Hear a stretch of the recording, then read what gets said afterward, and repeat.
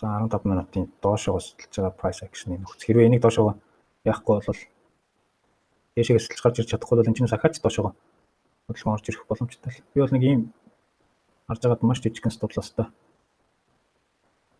Яг энэ чинь нэг юу яаж байгаа энэ дээрээсээ юу авч иж магадгүй гэхдээ энэ price action-ыг харахад за энэ volume те ийшиг бол volume багасаад эхэлж штэ. Яг энийг тэгээд бүр ийшиг нь татчихаар volume нэмэгдэл байгаа дөрөв хэл та.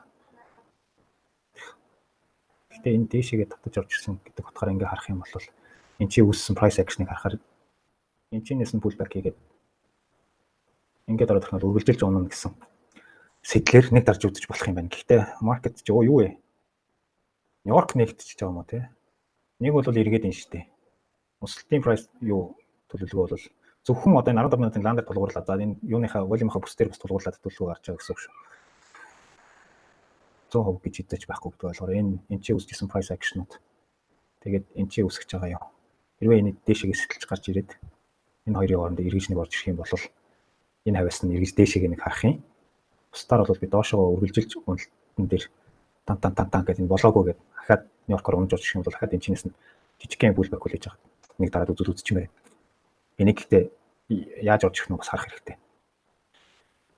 Одоо 1 минут руу тавих юм бол ингэх гэдэг шүү дээ. За одоо хүмүүс энийг л хараа сууж байгаа шүү дээ. Ийм дурчаал.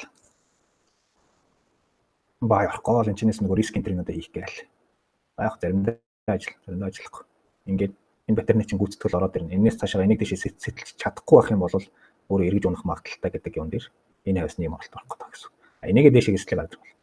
Өөр зураглал авч. За тэгээд энэ нь өөрөө энэ дээрээ эртлээ ямар зураглал одоо бүтэц үүсгэж бас ирэх нь тий. Энэ чинээс унж байгаа юу чинь. Миний хувьд бол яг саяны паттерныг бол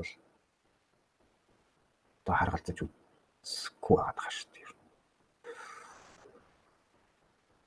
5 минут. Баах юм өсөх 15 минутын дээр энэ дээр юм. Let's see. Одоо энэ дээр чинь буцаад татаад ороод ирж гэсэн үг шүү дээ. 15 минутын хаагдах болоогүй. За энэ яаж хаагдах нь харах хэрэгтэй. 5 минутын хүчтэй нэг лагаар дэшиг өсч орж ирж байгаа гэсэн. Нөгөө яриад байгаа юм чи энэ хоёрын хооронд байх гэдэг шүү дээ. Энэ хоёрын хооронд байх гэдэг шүү дээ. Миний яриад байгаа төлөвлөгөө нь price action дээр тулгуурлаа. Одоо алт маань өөрөө яаж байгаа юм. Иймэрхүү оролдлого үүсгэх гэхгүй.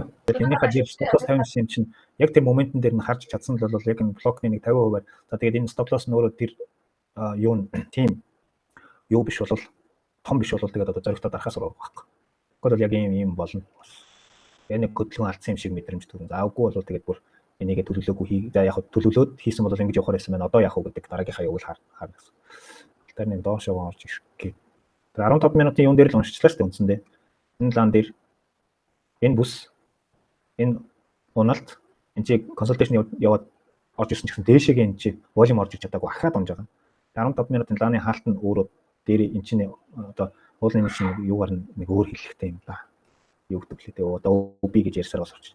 Тэгээ дараагийн лан ингээд бас улаан болоод ингээ хаагдсан. За доошоо хөдөлгөөнөд гаргацсан. Тэгэхээр энэс pullback-наас гэдэг байгаа чи ерөөсөө юм баггүй. Энэ order block руу буцаж ирээд pullback. Юу яг ерөөсөө хэдэн минутын өмнө яг энийг ярьж илаа шүү дээ. Нэгэнтээ энэ трендийг алдсан.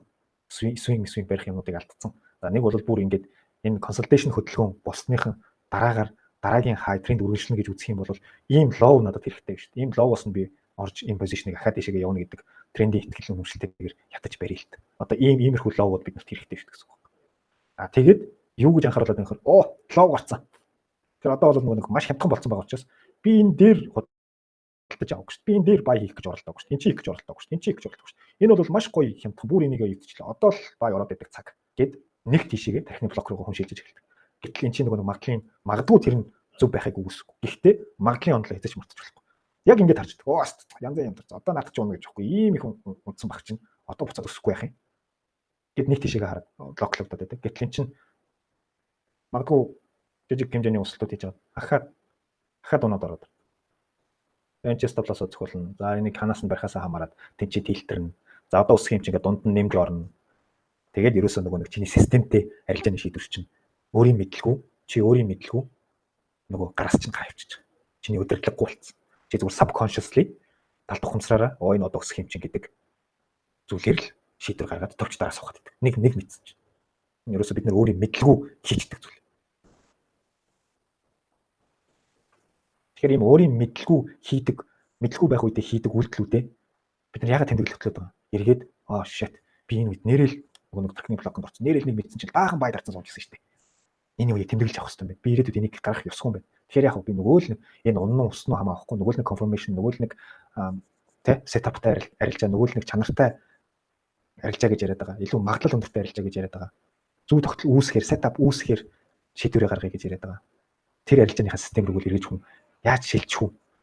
Тэр алдаа гаргахын тулд тэрийг яаж удаан тогтвортой барих үү? Магадгүй ингээд би full time хийж ийн гэдэг өдөржингөө суучдаг. Хүн 7-8 цаг ингээд чартаараа суучдаг. Тэгээ эхний 2 цаг 3 цагаас супер анхаарлын төвшин фокус маш гоё өндөр төвшөнд байгаа учраас гоё шийдвэрүүд гаргаад айгүй цөөхөн өглөө их гоё эхэлж байгаа л та тий. Цөөхөн арилжаа гээл ганц 2 оноо болоо. Nice. Тэнгүүд Лондон ороод ирэхээр за энэ чинь сахад нэг удчихна гэл. Тэгээ нөгөө нэг хитрхи удаан суугаад ирэхээр тарих өөрөө ядраад тархины зөв шийдвэр гаргах чадамж нь өөрөө алдаад. Тэ дундуур нь завсралгаа авахгүй ингээд үргэлжлүүлээд гол урсаж байгаа юм шиг суучаар эргээд хүн зөв шийдвэр гаргах магадлал буралдсан үедээ 1-2 арилжаа хийгээд эхлэх.